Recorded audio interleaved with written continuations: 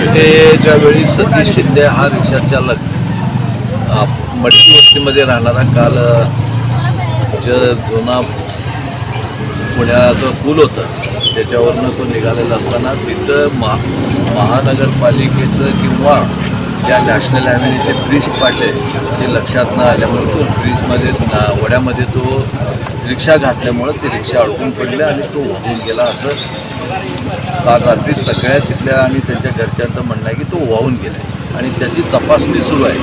आणि या तपासणी होत असताना ह्याच्या ही घटना घडू नये किंवा कुठलीही दुर्घटना घडू नये जी सुरक्षितता भाग होतं तो न करता नॅशनल हायवेने ते पाडलं असेल तर तिथं बॅरिकेड लावायला पाहिजे आणि लोकांना तिथं जायला मनाई करायला पाहिजे दोन्ही साईडला लावून, पण ते केलं नाही. महानगरपालिकाचंही दुर्लक्ष त्याकडे झालेलं आहे. महानगरपालिका ह्या नाल्याच्या आपण बघतोय की गेल्या पाऊस जसं पडत आहे चांगल्या प्रकारे त्या प्रत्येक नागरिकांना त्याचा त्रास सहन करावा लागतो.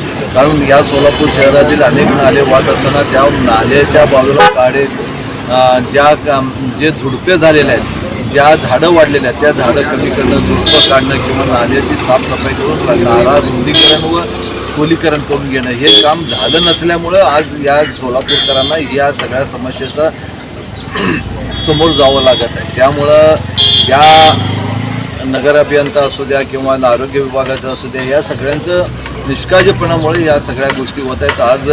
आज तरी निदान महानगरपालिका लक्षात घेऊन या सगळ्या गोष्टी जेव्हा पाणी कमी होईल तेव्हा करायला पाहिजे.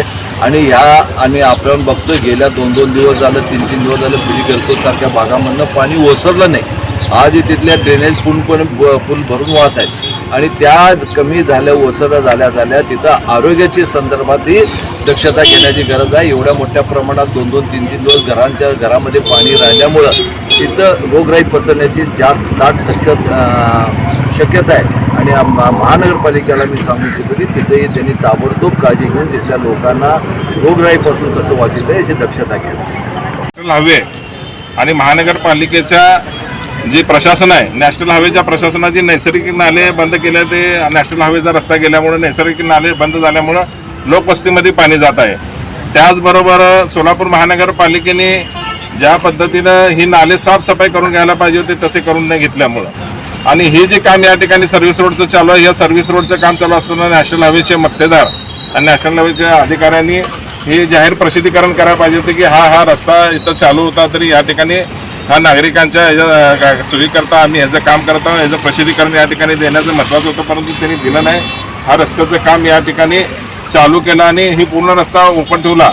म्हणून या भागातली जी रिक्षा चालक आहे ती सतीश सुनील शिंदे या रिक्षा म्हणजे ह्या रस्त्याचा वापर करण्याचा प्रयत्न केला त्यांनी आणि अशा पद्धतीची घटना घडलेली आहे.